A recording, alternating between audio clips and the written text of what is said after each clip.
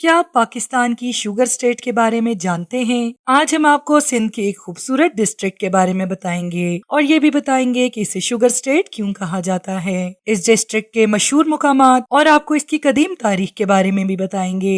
ناظرین، بدین سندھ کا ڈسٹرکٹ 1975 میں بنا۔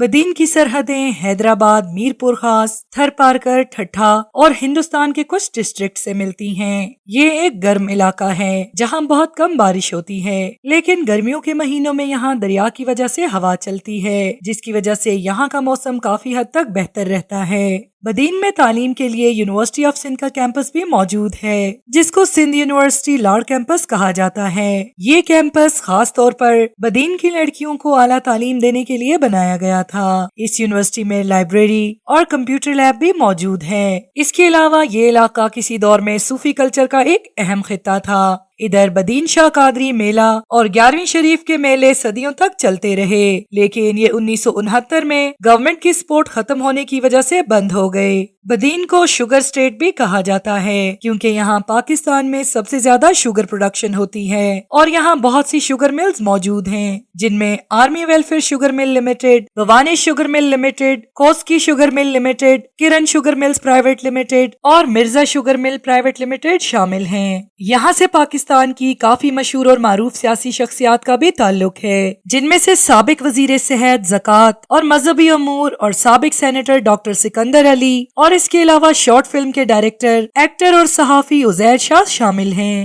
اس کے علاوہ ڈاکٹر ذوالفقار مرزا کا اگرچہ تعلق حیدرآباد سے ہے، لیکن وہ 80 کی دہائی میں بدین میں آ کر سیٹل ہو گئے تھے اور انہوں نے آصف علی زرداری کے ساتھ شوگر مل بھی بنائی۔ ناظرین، قدیم بدین کو پٹھان مدد خان نے سندھ پر ریڈ کرتے ہوئے تباہ کر دیا تھا اور بدین کی تاریخ آج سے 600 سال پیچھے تک معلوم پڑتی ہے۔ بدین چاول، گھی، چینی، دلیا اور کپڑوں کے لیے ایک تجارتی مرکز تھا۔ بدین سے 5 کلومیٹر دور بابا برہان شاہ کا مقبرہ ہے، جو کہ پہلے 1637 میں تعمیر کیا گیا، لیکن بعد میں اسے گرا کر 1985 میں ماڈرن میٹیریل سے تعمیر کیا گیا۔ یہاں پاس ہی میں ایک پیلی قبر اور چند مزید قبروں کے آثار موجود ہیں، جو کافی بری حالت میں موجود ہیں۔ اس کے بعد ہم لاڑ میوزیم کی بات کریں گے، جو کہ ڈپٹی کمشنر کے دفتر کے سامنے موجود ہے۔ اس کا گراؤنڈ فلور میوزیم کا ہے، جس میں بدین کی تاریخ دیکھنے کو ملتی ہے اور پہلی منزل پر مولوی حاجی احمد ملہ لائبریری ہے۔ اس کے بعد پیر حنیف شاہ قبرستان میں واقعی 3 میناروں والی مسجد موجود ہے، جو کہ بدین شہر سے 12 کلومیٹر کے فاصلے پر موجود ہے۔ یہ اپنے منفرد فن تعمیر کی وجہ سے مشہور ہے۔ اور آخر پر ہم بات کریں گے حاجی اشرف تھیبو بنگلو کی۔ یہ ایک امامت نامی خاتون نے اپنے بیٹے حاجی محمد اشرف کی یادگار کے طور پر آج سے 90 سال قبل تقریباً 90,000 میں بنوایا تھا۔ اس میں 8 بڑے کمرے اور ایک ڈرائنگ روم موجود ہے۔ اس کے اندر چپس اور ٹائلز لگی ہوئی ہیں اور اس کے علاوہ دروازے اور کھڑکیاں خوبصورت لکڑ کے ڈیزائن سے تعمیر کی گئی ہیں۔